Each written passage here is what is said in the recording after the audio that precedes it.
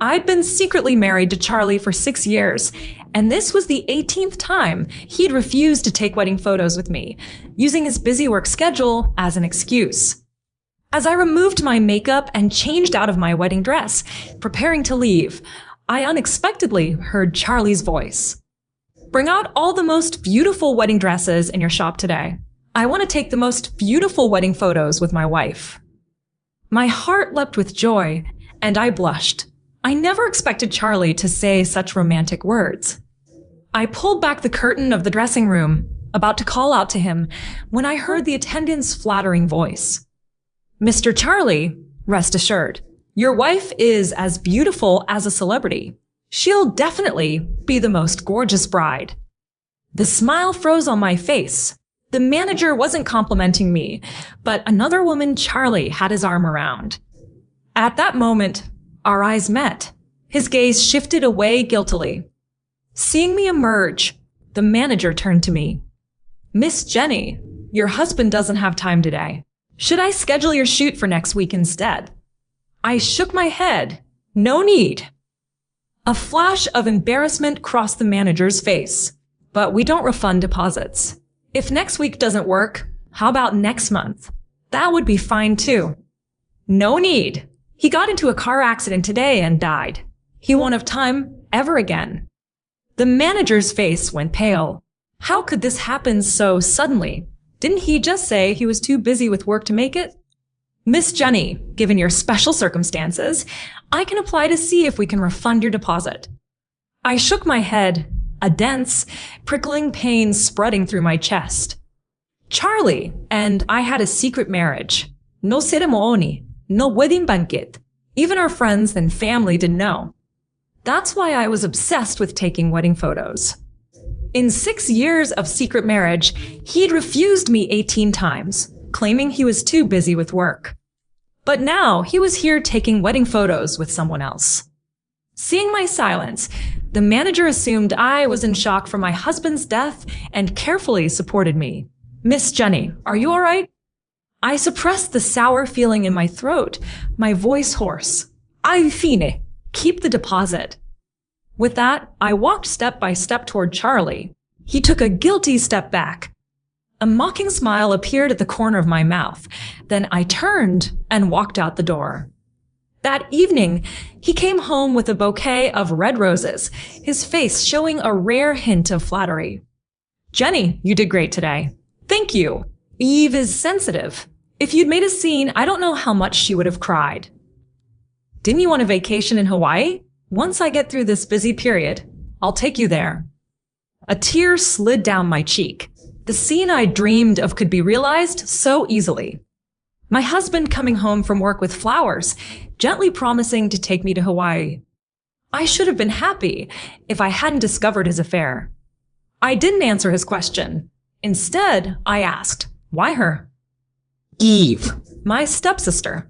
Back then, to force my mother to divorce, she and her mother had joined forces and driven my mother to her death. She was my mother's killer. Charlie knew full well that I hated her most. He could have cheated with anyone, but choosing her hurt me the most." Tears fell like beans as my voice began to tremble. "You know I hate her most of all. What did I do wrong that you would treat me like this?" Hearing this, Charlie frowned, his tone impatient. "Jenny, that's all in the past. You can't blame Eve for your mother's death. She was just a child then. If you want to blame someone, blame your mother for being too weak. She couldn't handle it, so she killed herself." My vision gradually blurred. I stared in shock at the man who had promised to protect me for life. I never imagined he could say such things. A slap landed across his face. I knew we could never go back. "Let's get divorced." After being slapped, Charlie could no longer control his temper. He looked at me furiously. "Jenny, I've put up with you for a long time. Why are you so stubborn? Why can't you just let the past go? Your mother has been dead for 10 years. All these years, you've been making things difficult for everyone, making yourself miserable and dragging others down with you. Back then, your father stopped loving your mother long ago. If she'd agreed to divorce earlier, things wouldn't have turned out that way. It was all caused by her personality. She got what she deserved. You can't blame anyone. Hearing him insult my mother again, I completely lost control. Like an enraged lion, I rushed at him, my fists flailing wildly against his body. Shut up. Don't you dare talk about my mother like that. It was that pair of shameless mother and daughter who drove my mother to death. They're shameless. Shameless.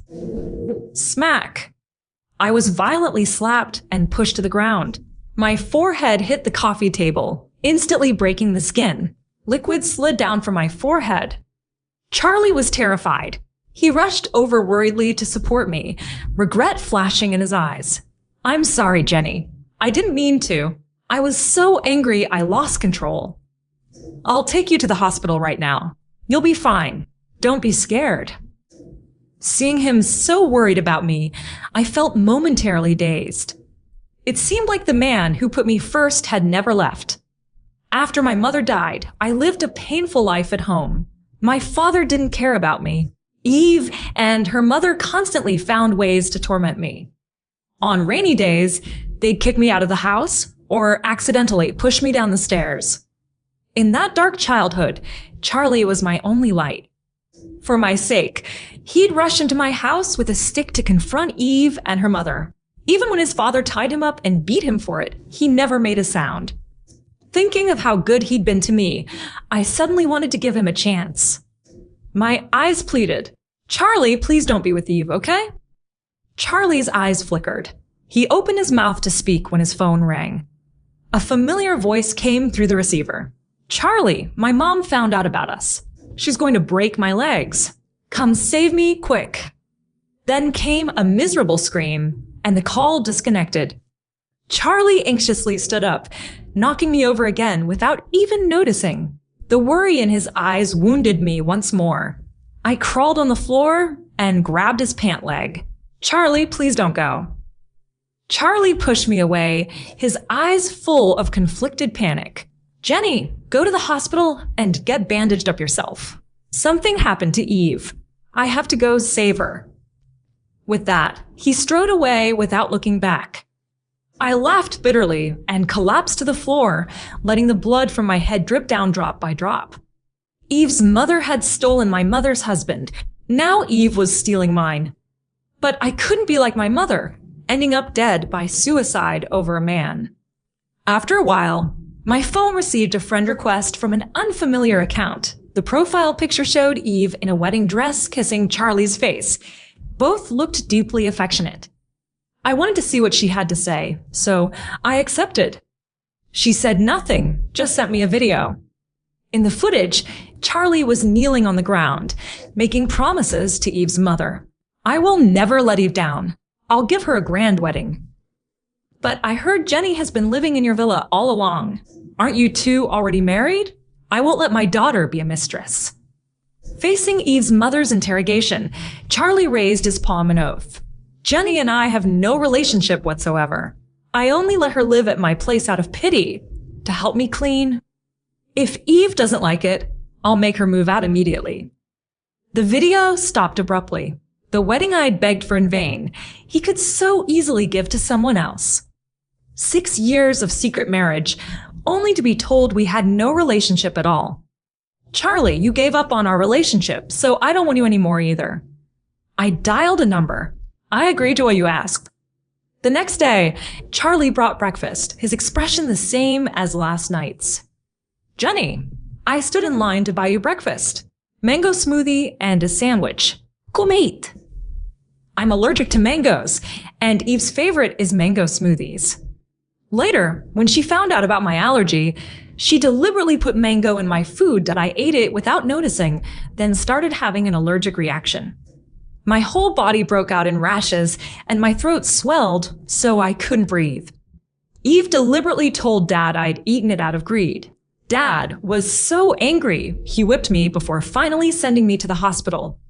After Charlie and I got together for my sake, he stopped eating mangoes too. There had never been a single mango in the house. Now he'd forgotten. I knocked the breakfast from his hands. Charlie suppressed his anger, looking at me impatiently. Jenny, I already bought you breakfast as an apology. What more do you want from me? My expression was emotionless. I'm allergic to mangoes. Only then did he react, a flash of guilt in his eyes. I was in such a rush this morning, I forgot. How about this? Tell me what you want to eat and I'll go buy it. No need. You only need to remember what Eve likes to eat. Seeing my sarcastic tone, his expression hardened again. You don't need to be so passive-aggressive. Look at everyone in our circle. Who the hell stays faithful to just one woman? I've been married to you for 6 years, and I've only had one other woman. You should be grateful. I froze. I never imagined he could say something so shameless. Caught cheating, he felt no guilt. Instead, he acted like I should understand him. It was completely absurd. Did he think that just by giving me the title of wife, I should be grateful and tolerate his infidelity? Seeing my silence, he assumed I'd compromised. His attitude softened considerably. Good girl. You're a smart woman. You know what's best for yourself. I already promised Eve's mother yesterday that I'd give Eve a grand wedding. Otherwise, her mother will beat her to death. But don't worry, you're still my legitimate wife. I've already cleaned up the West Hill Villa. It's quiet there. While I'm preparing the wedding these next few days, move there. Don't worry, I'll visit you often. He'd finally said it out loud. I looked straight at him. No need. I wanted to say divorce, but he impatiently interrupted me before I could finish. All right, who else can you depend on besides me? Stop being so stubborn. I'm going to be late for work. Move there yourself. I shook my head and started packing my things, clearing away all traces of myself from this home. I took out my phone to order a pickup service for my old belongings when a new message popped up. It was a beautiful wedding photo. The two people in the photo were Charlie and Eve. I hurriedly pulled out my own marriage certificate to compare. I collapsed on the spot. Marriage certificates are supposed to have an official seal. Mine and Charlie's didn't. It was fake. That meant Charlie and I had never been married. His claim that I was his legitimate wife was also a joke. I laughed until tears came. I couldn't believe the man who'd protected me since childhood had deceived me for 6 years. No wonder he refused to make our marriage public or take wedding photos with me. It was all fake. Do you know why Charlie used a fake certificate to deceive you? Eve had appeared behind me at some point. She looked at me triumphantly. Because he thinks you're not good enough. You're an embarrassment. S.O. he lied to you. Kept you hidden away. He never took you to meet family or friends. When people asked, he just said he took you in out of pity to work as his housekeeper. Jenny, your mother couldn't compete with my mother, and you can't compete with me either. She grabbed my collar, her eyes full of malice. Didn't you call my mother a mistress? Didn't you hate mistresses most? Look at yourself now. You're the mistress. You're the mistress between Charlie and me. I shoved her away, eyes bloodshot, shouting, I'm not the mistress. I'm not. You're the mistress. You're the one who destroyed us. Eve laughed triumphantly. But now the marriage certificate has my name and Charlie's. If you keep clinging to him, then you're the mistress. The mistress. No, I'm not. No. I rushed at her like a madwoman, grabbing her clothes and shouting, I'm not. You're lying. But she didn't struggle. A vicious smile appeared at the corner of her mouth. Do you know how your mother really died? Let me tell you, your mother didn't commit suicide. I froze, stopping my movements, my whole body trembling. What do you mean? My mother didn't commit suicide? She shook her head. You're just as stupid as your mother. That day, after I cursed at her, she did try to jump into the river to kill herself, but at the last moment, she regretted it. She said she couldn't leave you behind, that she had to live for you. How could that be allowed? So I helped her along. Eve made a pushing motion with her hands. I just pushed her like this. I staggered, unable to stay on my feet. You pushed my mother? You killed her. She nodded proudly. Yes, I killed your mother. So, what can you do about it? I rushed at her like a madwoman. I'm going to kill you to avenge my mother. I exploded with tremendous strength, knocking her to the ground, pummeling and biting her wildly. Then I became more and more frenzied, eventually punching and kicking her like a beast that had lost all reason. You killed my mother. Go to hell. Deep. But Eve suddenly flashed me a sinister smile. You're finished. Then a great force struck me, and I was kicked to the ground. Charlie, our baby. My stomach hurts so much. Quick, take me to the hospital. Her lower body was covered in blood. She was pregnant. Charlie frantically picked up Eve and ordered the bodyguards behind him. Lock Jenny up. I'll deal with her when I get back. After Charlie left, the bodyguards locked me up and directly set a fire. Miss Jenny deliberately set a fire trying to escape, but ended up burning herself to death. So this was Eve's real goal, to burn me to death. The fire gradually grew. I struggled, but couldn't untie the ropes. I was choked by the smoke and gradually lost strength. A burning cabinet suddenly fell toward me. I closed my eyes in despair.